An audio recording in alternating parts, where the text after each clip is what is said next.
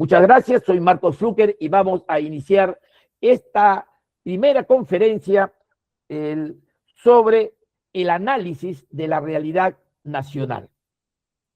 La conferencia tiene 3 partes, ¿no? La primera fecha es el análisis de la realidad nacional, ¿no?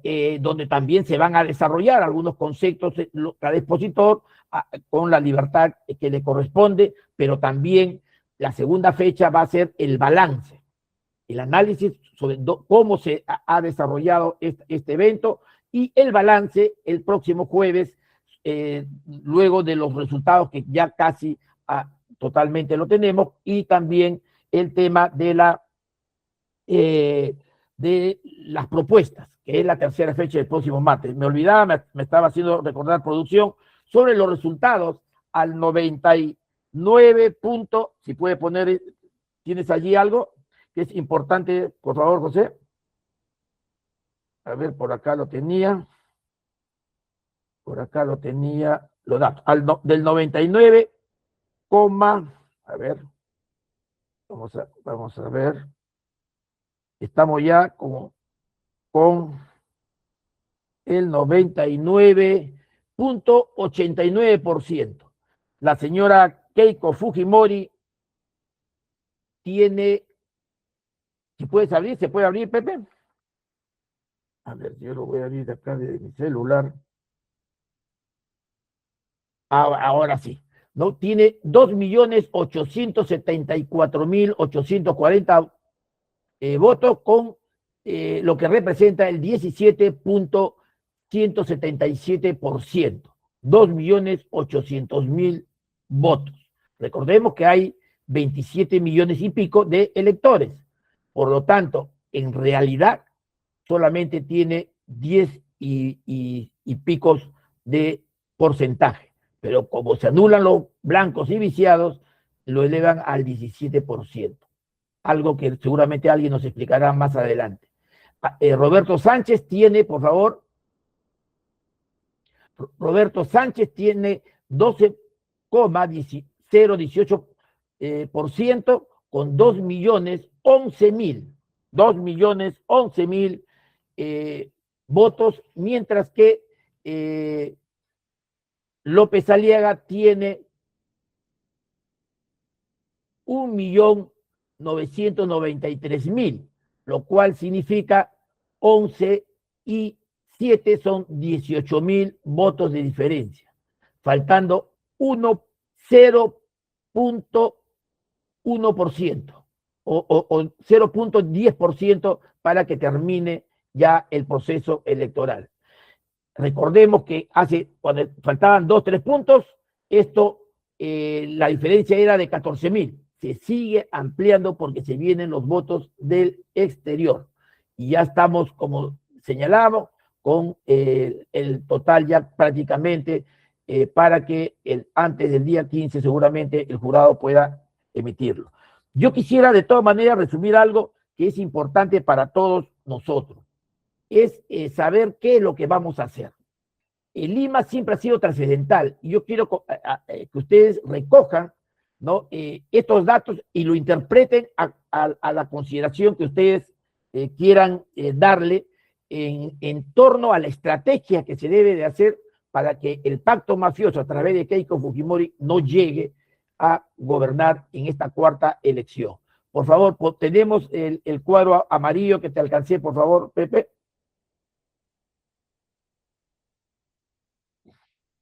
En este cuadro vamos a ver la votación de Lima Metropolitana, ¿no? Antes, vas poniendo por favor el cuadro, Pepe, darle algunos datos importantes. En el 2011, el señor Ollanta Humala llega a la presidencia con una votación del 9.9% en Lima, en la primera vuelta, y gana la presidencia porque se eleva al 25%. Y todo el resto del país había una fuerte ascendencia, ¿no?, antifujimorista que logró posesionarse en gran parte del país.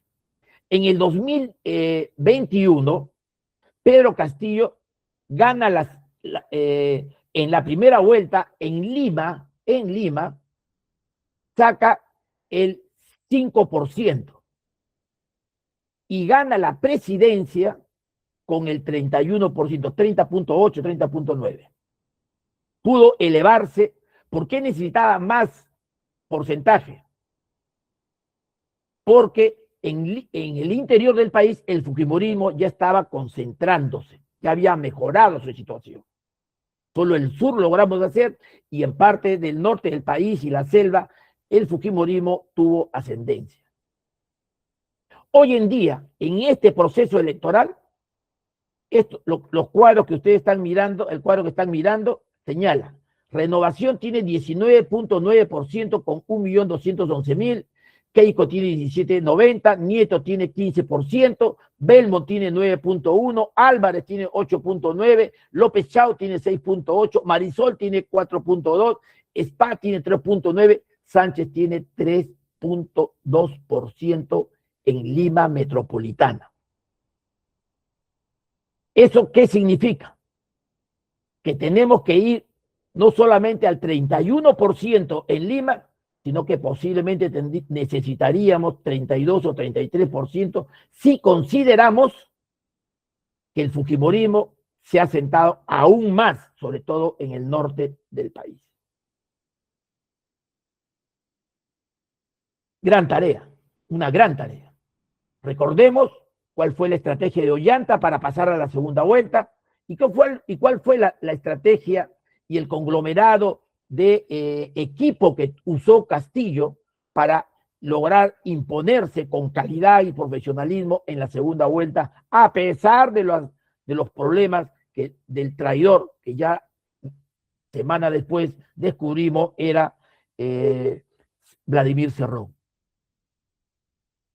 Hoy la estrategia tiene que tener un resultado mucho más consolidado, y por eso creemos que es importante que podamos darle mayor énfasis al trabajo que debemos de realizar. Otro dato que se lo quiero alcanzar, que no he tenido el tiempo para graficarlo, ¿no? Es la votación que se ha tenido en San Juan de Lurigancho, un distrito muy importante. En San Juan de Lurigancho, Keiko ha tenido 19%, Nieto 13%, Porqui 11%, Belmont 11%, Álvarez 10%, López Chao 7%, Spa 4.8%, Marisol 4.1%, Sánchez 3.8%. San Juan de Lurigancho. Lima tiene 4 millones de pobres, es la región más pobre del país. Y hemos visto que Juntos por el Perú no ha logrado llegar a esos 4 millones de limeños pobres. Y está concentrado la mayor cantidad de extrema pobreza. Eso es San Juan de Lurigancho. En San Martín de Porres, Aliaga gana con 18%, Keiko con 17%, etcétera, etcétera, y JP llega con 2%. 2%. 7.000 electores en San Martín de Porres. 7.000 de un promedio de 150.000 electores. 7.000 ha tenido.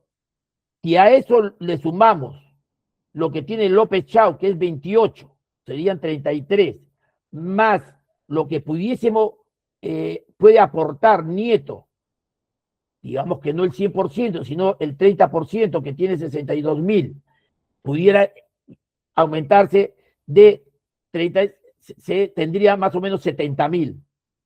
Si así seguimos dándole, podemos llegar a un 35 y 40% en San Martín de Porres. En Villa El Salvador tiene 2.6% con un electorado de 250.000, tiene 6.000 votos JP.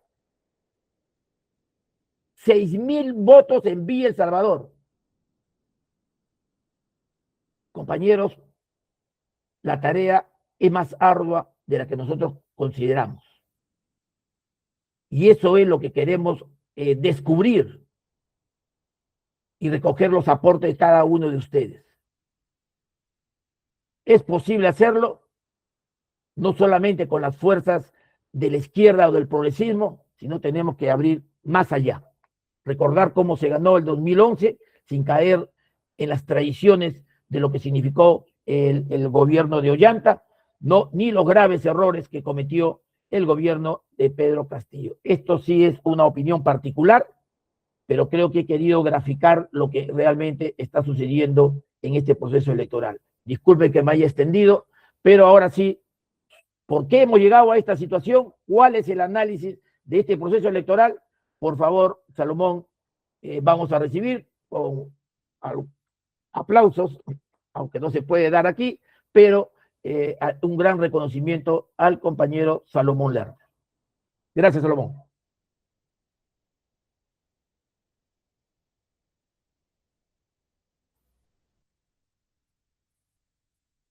Audio, por favor. Audio está apagado, ten la bondad.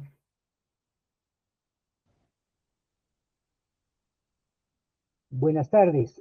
Muy agradecido, Marcos, por esta introducción tan importante que nos has hecho sobre el balance de estas elecciones del 12 de abril. Creo que ha sido importante las cifras, las propuestas, las proposiciones que nos has hecho en este análisis, y creo que ello nos va a llevar a poder entender mejor parte de este análisis que estamos haciendo sobre este proceso electoral. Yo lo primero que me felicito es de que parte, no digamos la totalidad del pacto mafioso, ha perdido en estas elecciones, ha sido derrotado en estas elecciones.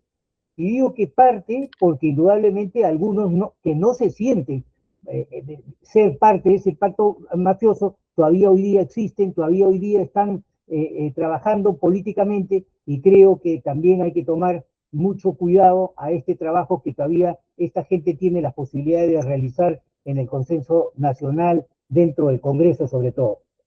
Y aquí, fundamentalmente, creo que hay que anotar que los partidos tradicionales antiguos del país, que dieron los principios de lucha ideológica, como fueron el APRA y el Partido Popular Cristiano, han sido prácticamente eliminados del mapa. Hoy día no existe prácticamente como partidos políticos. Y también algunos de ellos que no tuvieron la participación porque tuvieron algunos inconvenientes de fraudes internos en su composición para poder elegir a las autoridades o a los candidatos que podían ellos presentar, como fue Acción Popular, que quedó eliminado de estas justas electorales, y luego partidos como Perú Libre, que realmente esto prácticamente también ha sido llegado a una minoría casi total. Y por último, creo que el partido municipalista, que ha tenido en esta oportunidad un candidato presidencial de más importancia, no ha logrado tampoco pasar la valla y quedar rezagado o prácticamente eliminado como partido político. Creo que esto es importante, ese análisis, porque creo que es un triunfo de un factor muy importante. Creo que ese pacto mafioso trajo problemas que más adelante seguramente los vamos a informar, lo vamos a desarrollar, pero creo que ese es importante, un análisis concreto de una derrota de ese pacto mafioso en el Perú. Creo que lo segundo es que hoy día tenemos un país fraccionado en dos partes.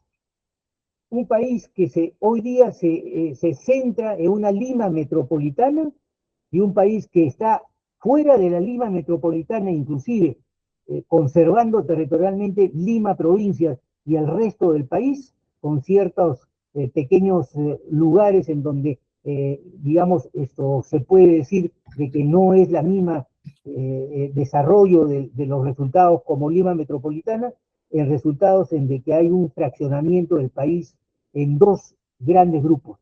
El grupo de los que están fuera de Lima metropolitana y Lima metropolitana. Y esto nos acerca a un problema territorial sumamente importante, pero no solamente por el territorio, por las limitaciones territoriales, sino por la clase de etnias, la clase de gente que nos representa el factor más importante. Una Lima que representa a los sectores más profesionales, a los sectores más avanzados, desde el punto de vista de universidades, de tecnología, y un país fraccionado fuera de Lima, fuera de la capital, en donde falta la tecnología, falta la educación, existe la pobreza monetaria, existe la falta de educación y la falta de preparación para que nuestra población peruana pueda realmente ser una población que pueda contar con los mínimos servicios básicos para una subsistencia de una persona con todos los derechos humanos que tiene para un bienestar y poder tener una vida normal. Y ahí creo que es la fracción del Perú. Es una fracción muy importante y es un mensaje sumamente importante al país. Miren, en el análisis que ha hecho Marcos hay un tema fundamental. Roberto Sánchez tiene en toda Lima metropolitana 198.000 votos y tiene fuera de Lima casi 2 millones de personas. Significa que 2 millones de personas son mayoría, amplia mayoría, si es que se gobernaría con macro regiones así muy concretas.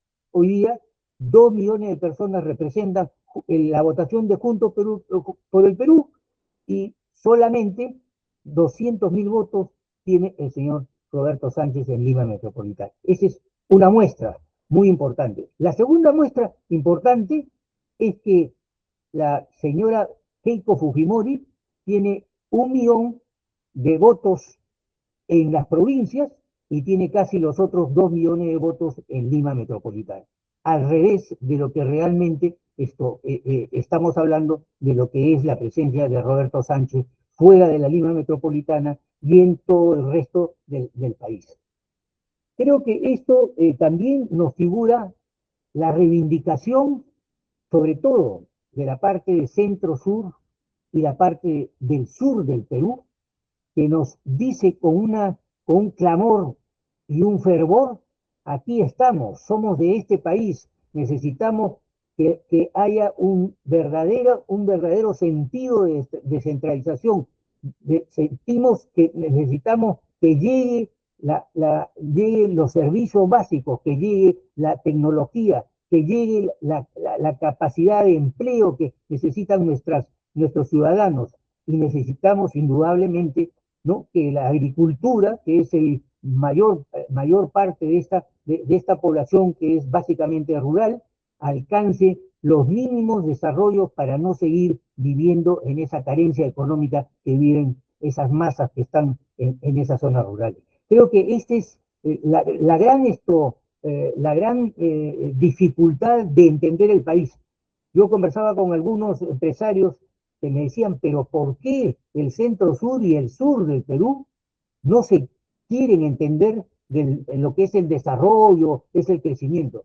Y yo simplemente le contestaba: básicamente porque no ha llegado, porque el centralismo de Lima no permite que llegue ese desarrollo.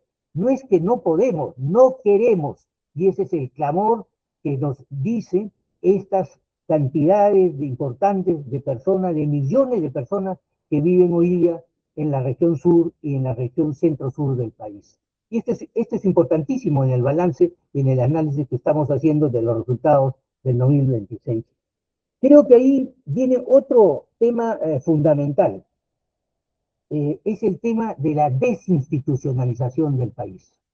Hemos llegado hoy día, yo no recuerdo un proceso así, quizá los últimos días de Fujimori, en donde el señor Montesinos era el rey que era prácticamente el que gobernaba el país, porque él tenía las riendas del Jurado Nacional de Elecciones, de las comunicaciones, comprando los medios de comunicaciones, prensa escrita, radio, televisión, el que tenía el control del Poder Judicial, el que tenía el control del Poder Electoral, y en fin, sigo citando organismos institucionales que son los que hoy día también están en manos de ciertas fuerzas que realmente están desinstitucionalizando nuestro país, lamentablemente, porque hoy día no ven los problemas generales que ellos tienen que actuar como problemática para resolverla, sino lo que ven los intereses particulares politizados de gente que está trabajando en esas instituciones, mandatos externos en la que no actúan con justicia en los derechos que tienen que ellos defender en nuestro país. Y eso yo creo que ha llegado también ya a ciertos límites que realmente son algo que ya no podemos permitirlos. Miren, hay un problema de minería ilegal o de minería de oro en la zona de Patás, en Ancash. Y hoy día ya el problema no son los empresarios o los trabajadores, no son las personas que están trabajando formalmente en la mina, son, son problemas hoy día de bandas criminales que están organizadas por la policía y por el ejército. Y hoy día hay una fotografía, o hace 2 días ha habido una fotografía que replica ese drama, esa tragedia que vive el país, ¿no? Militares tomando presos a policías, ¿no? Con sus armamentos, en una zona de emergencia del país. Una zona de emergencia que ya está más de 6 meses, en donde se están quitando la barra de oro entre ejército y policías. Esa es la desinstitucionalización, ese es el desorden que hoy día existe en nuestro país. Es decir, esos son los retos que tienen este proceso de elecciones que afrontar el día de mañana en una segunda vuelta, y luego de una segunda vuelta el que es elegido para poder gobernar los próximos 5 años en el país.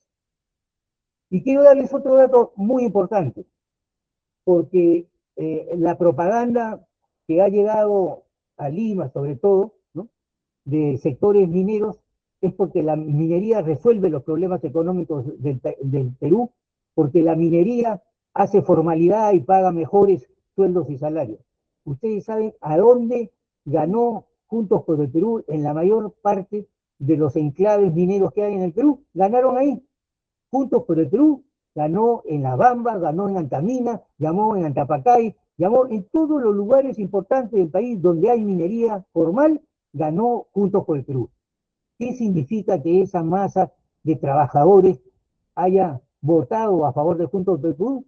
Porque no tiene ni las condiciones básicas del trabajo que se merece, y segundo, probablemente un justo salario para que ellos puedan no crecer, puedan tener mejores situación de vida en dichos enclaves mineros. Eso creo que también es representativo de este balance, de estas discusiones que nosotros tenemos por delante, de saber que estos resultados nos dan ese tipo de señales. Yo quiero también decirles algo que ha sido importante, porque creo que en los últimos años democráticos de Perú eran muy pocos los militares que participaban en procesos electorales democráticos. Y ahora prácticamente los militares que han participado en los últimos 5 años en la vida democrática del país han salido muy mal, porque no han sido reelegidos. Todos ellos han sido prácticamente eliminados del nuevo Congreso bicameral que va a surgir en las próximas semanas en el Perú. Y eso también es una llamada de atención, ¿no?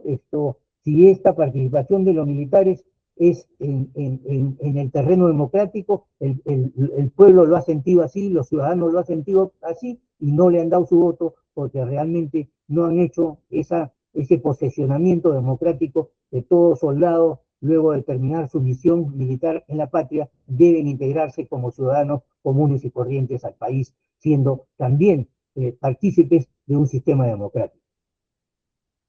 Creo que otro de los temas que debemos hoy día mencionar es quiénes van a ser los líderes próximos en el país después del análisis que hemos hecho de la parte de números, de resultados. Y creo que los partidos políticos que van a quedar actuando en la vida democrática del país, ¿no? Son 6 a 7 grupos que son los que van a quedar en esta lides, ya sea en el Senado como en diputados, y que están representados por tendencias, una tendencia liberal en donde están representando los partidos de Fuerza Popular y Renovación, partidos que hoy día se llaman de centro, como lo ha querido llamar su líder de buen gobierno, ¿no? Que él es un centrista, ¿no? Y partidos que están hacia la izquierda, como Ahora Nación, como Juntos por el Perú, y quizá no sabemos en qué va a estar un poco la relación con obras o con el mismo buen gobierno al final, si es que todos ellos van a escoger la vía centrista que su líder ha mencionado en los últimos días.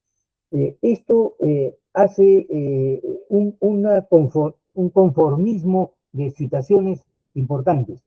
Y una de ellas importantes es la definición de quién va a tener la mayoría absoluta en el Senado.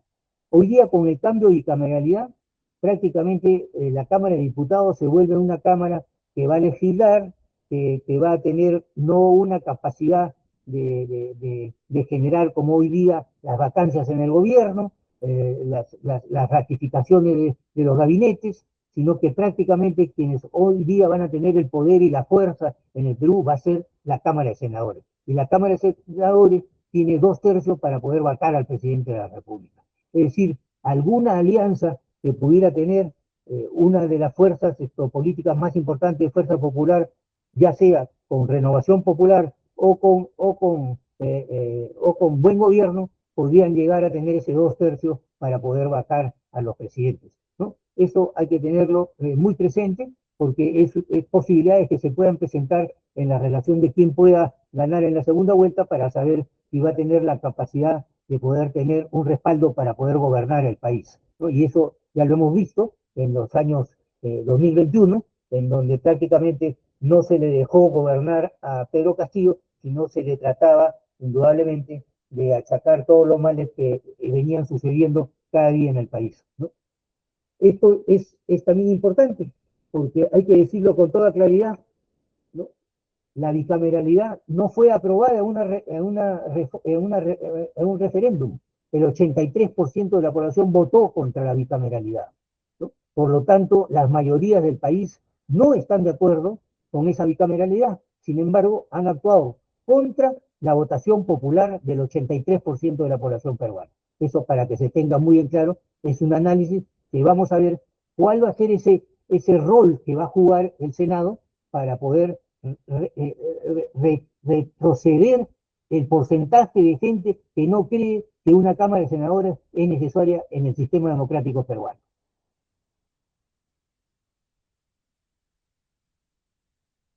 Yo creo que durante el balance, el análisis de este proceso electoral, no se llegó a tocar los temas fundamentales que en el país realmente estamos hoy día en esta crisis, en esta necesidad de poder resolverlo. No hubo ese tipo de diálogos, no hubo ese tipo de encuentro, de debates para conocer realmente en el fondo cuáles son las posiciones de cada uno de los grupos hoy día políticos, de los partidos políticos que participaron, y sobre todo de los últimos 7 o 6 grupos políticos que son los que van a estar dentro del sistema democrático en el Parlamento de Perú. Creo que esos temas han quedado un poco en el aire, no se han tocado a fondo, no sabemos cuál es el futuro que van a tener ellos, la inseguridad, la extorsión, eh, la, la, la desnaturalización del país en sus organismos, si eso se va a poder retomar y reformar, la cuestión de la informalidad, la ilegalidad, ¿no? Hoy día ya tenemos cifras de lo que es parte del Producto Bruto de la ilegalidad que hay en el Perú, que ha superado largamente ya quizá el 18% del PBI, ¿no? De lo que hoy existe, y este es un grado muy importante, una población económica activa que supera el 72% de la población, ¿no? Son cifras realmente difíciles para cualquier mandatario que a partir del 28 de julio va a tener que liderar el país. Esos temas lamentablemente no fueron discutidos, no fueron ampliamente comentados, y no sabemos exactamente las posiciones de muchos de los partícipes hoy día que han quedado en digamos, en este balance del resultado de las elecciones del 12 de abril. Carencias, sí. Bueno, ya todo el mundo conoce las carencias que tenemos en el país. Marcos ya lo ha dicho en su introducción al tema. Eh, yo lo que aquí diría es que muchos hoy día están solicitando diálogo nacional, ¿no? Tenemos varias iniciativas. Tenemos una iniciativa de un Frente Social por el Perú para construir un Perú mejor. Tenemos las iniciativas de los acuerdos históricos ciudadanos, ¿no? En donde hay toda una serie de temáticas que hay que discutirla, que hay que llegar a este tipo de acuerdos ciudadanos. Pero creo que fundamentalmente hay un diálogo, un debate nacional que se puede circunscribir a temas que nosotros venimos arrastrando a los últimos 35 años y no los solucionamos, y no son temas en donde haya un debate ideológico sobre esos temas. Yo les voy a mencionar cuatro o cinco puntos fundamentales que creo que en el análisis de este desarrollo de las elecciones del 12 de abril nos obliga a un futuro, a ese diálogo, a esa comprensión. Y los trabajadores tienen en este sentido un rol sumamente importante. Ya lo hemos visto en el rol de poder los trabajadores participar en un diálogo por un pacto por la vivienda y por el desarrollo de la vivienda en el Perú, ¿no? Un pacto que se ha hecho a través de la unión de la Cámara Peruana de Constructores con la Federación de Construcción Civil, ¿no? Ejemplos que deberían haber en todos los sectores del país, en donde el sindicalismo está presente, pero hacer de estos diálogos en una participación de los trabajadores en las propuestas que son necesarias para el desarrollo y para el desarrollo del país y para el crecimiento necesario de la justicia en salarios, de la justicia en empleo formal que tenemos que desarrollar. Y creo que aquí nadie se va a oponer que no podemos seguir con el índice promedio de desnutrición del 40-42% y de anemia, perdón, y de desnutrición del 13 o 14%. ¿Cómo no poder llegar a acuerdos que en 5 años tenemos que estar en 15 o 20%? ¿Cómo no poder ponernos de acuerdo que esa desnutrición tiene que bajar al 8, al 9%? Es decir, es tema que podemos hacerlo, no queremos hacerlo, ese es otro tema, pero que podemos hacerlo, deberíamos todos ponernos de acuerdo a poner esas metas en el Perú, tanto de la derecha, del centro, de la izquierda, porque ese es un tema del desarrollo humano del Perú. No vamos a tener capital humano cuando los niños no tengan capacidad cognitiva de ir a ser educados, con ese 40 o 42%, y en algunos lugares del país con más del 50% de anemia, esa gente no recibe, no puede recibir los conocimientos en forma normal. Es gente que no tiene ya la capacidad para poder, y llegan pues justamente al sentido de la desnutrición completa. Entonces creo que ese es un punto de suma importancia. El segundo punto que creo que es una cosa de ponerse de acuerdo en que no podemos tener una incapacidad de poder darle a nuestra población las mínimas prevenciones de salud, medicamentos, centros de salud, hospitales. Indudablemente que esa es una falta y una responsabilidad de quienes han gobernado las últimas décadas del país. No podemos tener, lamentablemente, lo que hoy día, la falta de maquinaria, de tecnología adecuada en los hospitales, medicamentos en los centros de salud y farmacia, de los seguros sociales. Todo esto es una dejadez y que se ha dejado pues a que la gente con la mayor pobreza no puede adquirir estos medicamentos, no puede hacer prevención social, y la salud ha sido una de los peores en América Latina, en nuestro país. En la educación, ¿cómo no podemos ponernos de acuerdo? Lo primero, que tenemos que tener escuelas que hoy día tengan agua y desagüe, tengan internet y tengan una infraestructura mínima en donde los alumnos puedan recibir una educación adecuada. Lamentablemente, esos son tres temas fundamentales. Yo añadiría el tema de la vivienda. Creo que la vivienda también es importante, el desarrollo de la vivienda social en el país. Para eso hay un ministerio de vivienda, hay bonos que se pueden desarrollar, hay empresa privada que debe intervenir, hay empresa pública que a través del Ministerio de Vivienda tiene que alcanzar con los bonos el verdadero crecimiento que hay. Hoy día se está creciendo en construcción más del 11% en el último trimestre, en los 2 últimos trimestres se ha crecido más del 11%. Eso es parte del empleo formal, eso es parte de la capacidad de poder darles una adecuada vivienda a nuestros ciudadanos. Creo terminar con un tema que creo que es fundamental en este análisis, en este balance, y que ya lo dije en un momento dado, es la descentralización del país. Desde Lima no podemos mandar en el Perú, tenemos que descentralizar. Si fuera yo la persona que le podría decir, ¿y cómo se descentraliza? 4 o 5 macroregiones. Ya los instalamos. Nosotros en los primeros 6 meses del gobierno de Ollanta-Humala instalamos las macroregiones en el Perú. Las instalamos en el norte, en el centro, en el oriente, en el sur. En Lima instalamos las 5 regiones.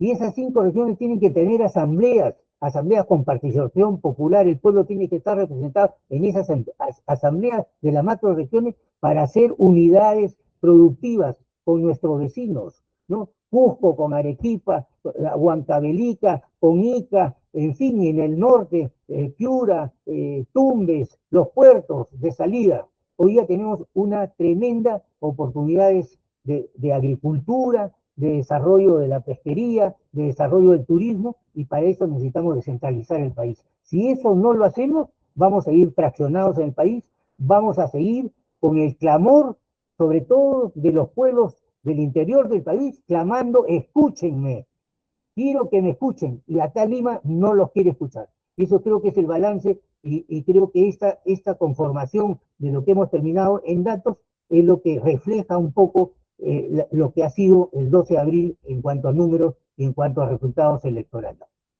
Gracias, Marco, por esta oportunidad.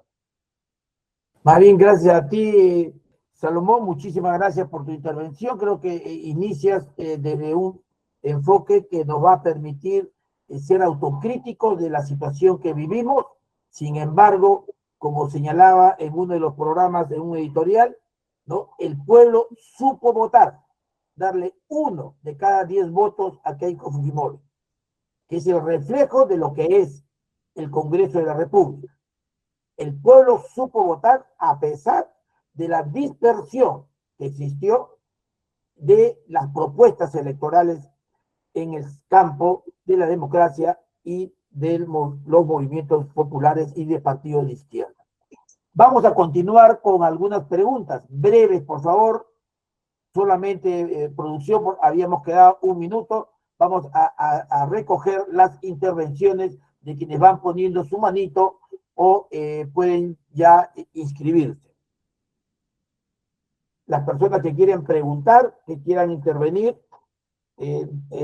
ayuda sin lugar a dudas a complementar lo que se viene exponiendo y escuchar la visión de los trabajadores de diversos sectores.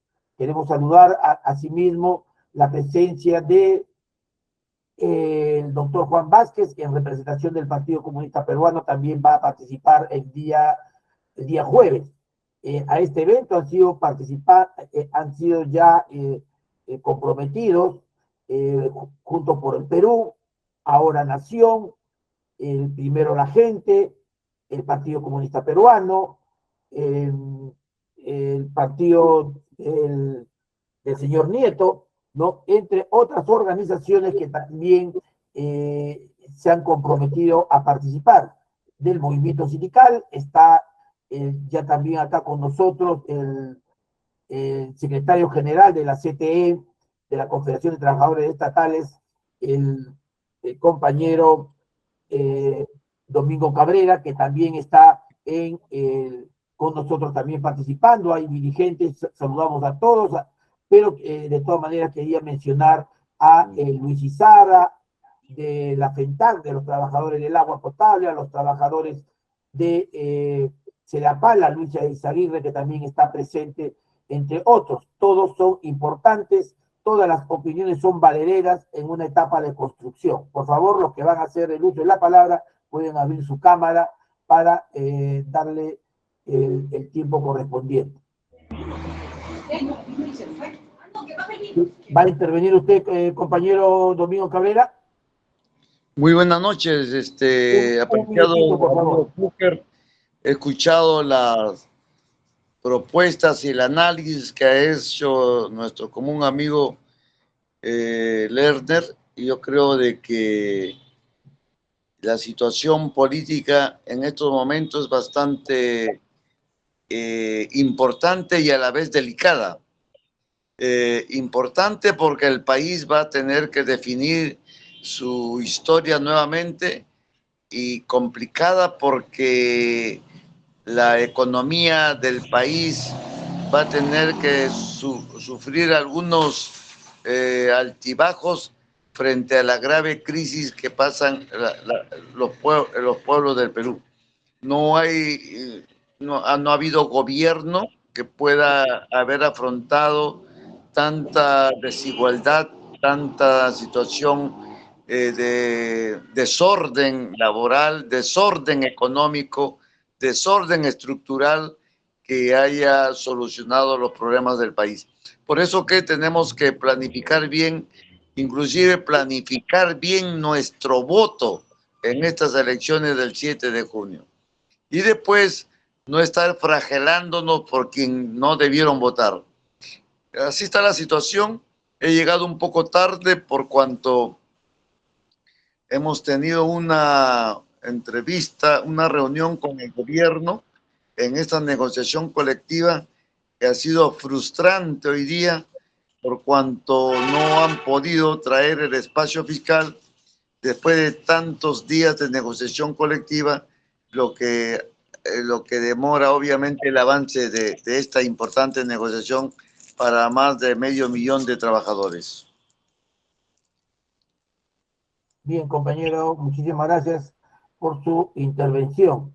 De allí hay algunas preocupaciones que estoy seguro que Salomón ha tomado en consideración. ¿Alguna otra intervención? Benjamín Romero Aguilar, por favor, si es de una organización y de qué región en todo caso.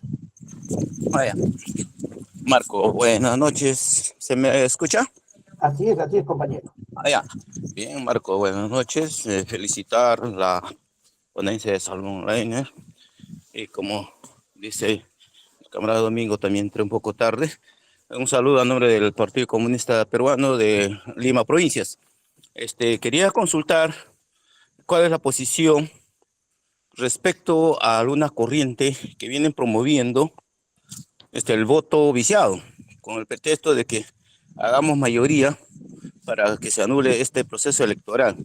Algunos compañeros de izquierda aún se están uniendo a esta corriente.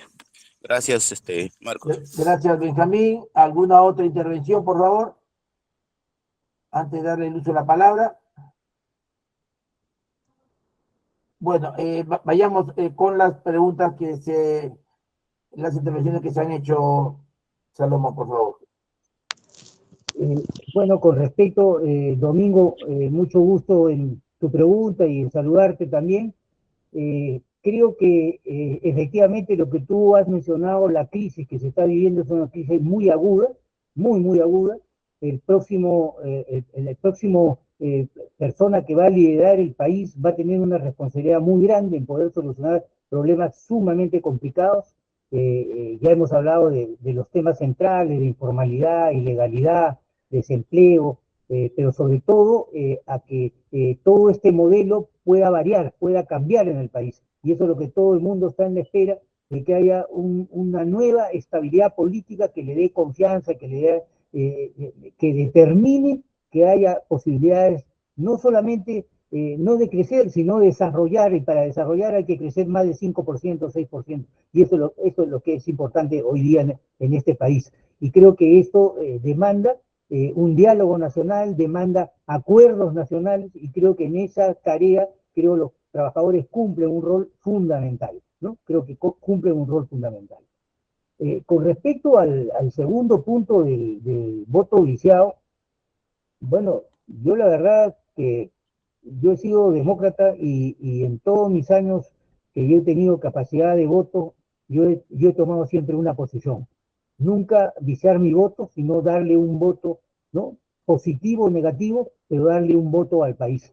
Yo creo que todos los peruanos tenemos nuestra responsabilidad, la responsabilidad está en cada uno de ellos, pero yo creo que lo que hay que definir, cuando se tiene que definir frente a una ánfora, es un voto a favor de alguien, no a favor de nadie, ¿no? Yo creo que un voto viciado es a favor de nadie, es a favor de la nada, ¿no? Creo que los que creemos realmente en un proceso democrático tenemos que definir nuestra posición, tenemos que dar un voto al concepto de lo que nosotros más creemos que va a ser positivo al país. El voto viciado, ¿a quién reconoce? Reconoce el caos, reconoce la inestabilidad del Perú. Eso es lo que va a pasar. Y creen que lo van a conseguir consiguiendo 67% de la votación para poder desestabilizar al país. Bueno, lamento mucho, pero no estoy de acuerdo en ese posicionamiento del voto viciado. El voto hay que darlo democráticamente.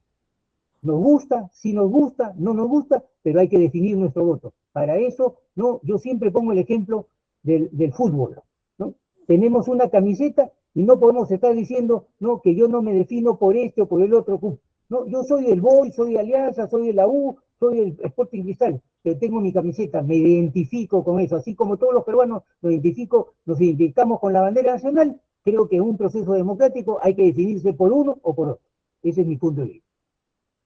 Bien, de todas maneras, yo quería también preguntarte, Salomón, mientras algunos compañeros puedan preparar ya sus preguntas sobre lo que significaría el proceso electoral en esta dispersión.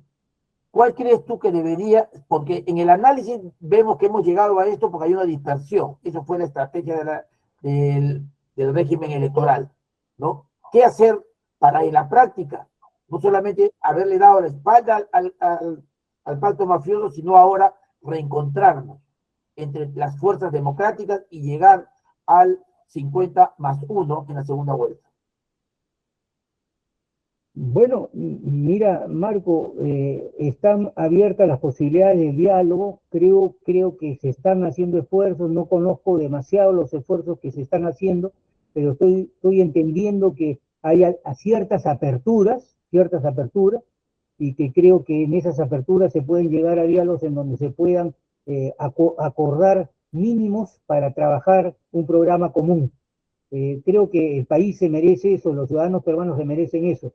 Este país tiene unas potenciales muy grandes, es una potencia muy importante y creo de que nos merecemos tener mejores resultados para la mayoría de los peruanos, ¿no?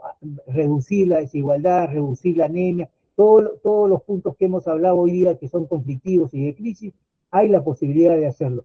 El problema es ponernos a querer hacer esas posibilidades de poder ayudarnos a ese diálogo nacional. Ese es el mensaje. Yo creo que hay que dialogar, hay que llegar a acuerdos y hay que, en muchos casos, conciliar ciertos principios que a veces no son los que uno queremos, pero hay que aceptarlos para poder seguir avanzando. El compañero Aldo y después sigue la compañera Luisa Izaguirre, por favor. Aldo, puedes abrir tu audio, ten la bondad. Hola, ¿me escucha? Sí, claro que sí. Buenas noches a todos, compañeros.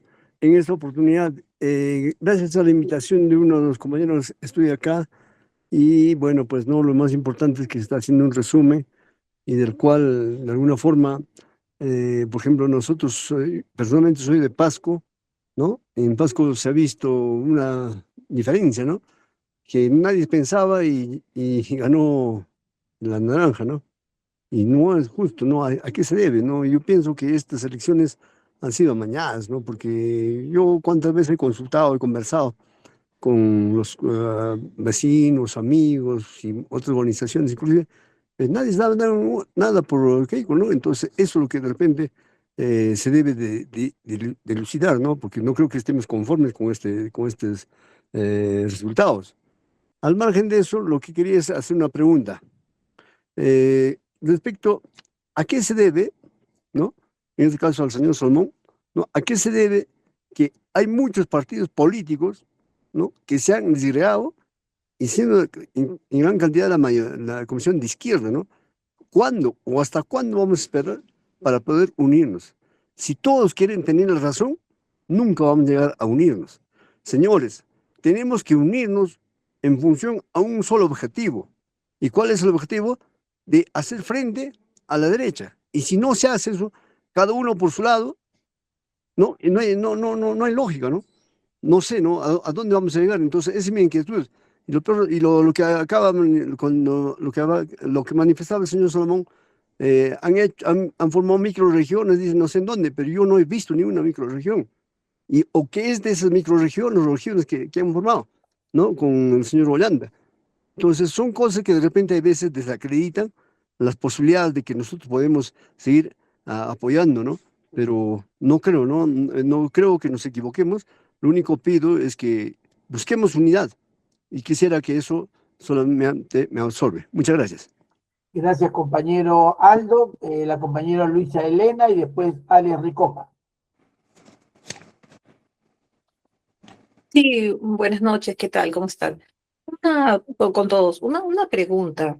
Dentro de la evaluación que se hace, ¿a qué se puede atribuir la diferencia del voto de las regiones con el voto de Lima? En ese porcentaje, que el fujimorismo tenga más de 2 millones de votos en Lima y obviamente una diferencia mucho menor con relación a las regiones y en sentido inverso con relación a Juntos por el Perú, ¿no? Que es la mayoría es el voto rural, ¿no? Que más de 2 millones en voto rural, voto en las regiones y cerca de 200.000 votos en Lima. ¿A qué se atribuye eso? Compañero Alex Ricopa, por favor, su pregunta. Sí, buenas noches, compañeros. Saludar a las diferentes personalidades que se encuentran en esta reunión. Para mí realmente es saludable, ¿no? Escuchar diferentes opiniones, pero lo que tenemos que luchar si realmente queremos a nuestro país que está atravesando por una crisis profunda, yo creo que para asumir o apoyar una posición, los trabajadores, te hablo específicamente desde Loreto, soy maestro, pertenezco al Frente Social por el Perú. Es el momento, creo, de unirnos y hacer frente a este pacto mafioso que hemos escuchado y todos lo sabemos. ¿Cómo es posible que en pleno siglo XXI el centralismo y abandono histórico de la Amazonía, y por ahí sale que la señora Keiko no tuvo un alto porcentaje? ¿Por qué los trabajadores no podemos hacer llegar este mensaje que tenemos? ¿Por qué somos pocos para dividirnos? ¿Por qué no nos unimos? Lo pongo ejemplos claros, hablando de la región Loreto, ¿no? No tenemos conectividad a acceso a salud especializada, brecha educativa rural, tenemos educación realidad amazónica realmente muy deficiente, lo que es la interculturalidad, estamos perdiendo toda infraestructura educativa y todos los días padres de familia salen a las calles a exigir construcción de sus colegios, también la corrupción y crisis de representación política tenemos, ¿no? En todos los estamentos, los gobiernos regionales, nacionales incluso, ¿no? Necesidad de fiscalización ciudadana. ¿Qué estamos haciendo nosotros, las organizaciones sindicales? ¿Por qué no podemos unirnos ante esta trágica situación que estamos viviendo, la salud pública, el abandono de la Amazonía peruana, ¿no? Pues, yo quisiera manifestarle a los presentes de que cómo es posible que en otros países pues se ha tenido esa capacidad de unirnos los trabajadores y hacer frente a la derecha, ¿no? Yo saludo esos tipos de reuniones, pero hagamos un análisis muy claro. Si vamos a apoyar a un determinado candidato, pero que sea con compromisos claros, ya basta de repente de formar grupos y más grupos dentro de los trabajadores, ¿no? Los que siempre estamos en defensa del pueblo, cómo hacer llegar este mensaje a la opinión pública, a la gente más por el país. Muchas gracias. Buenas noches.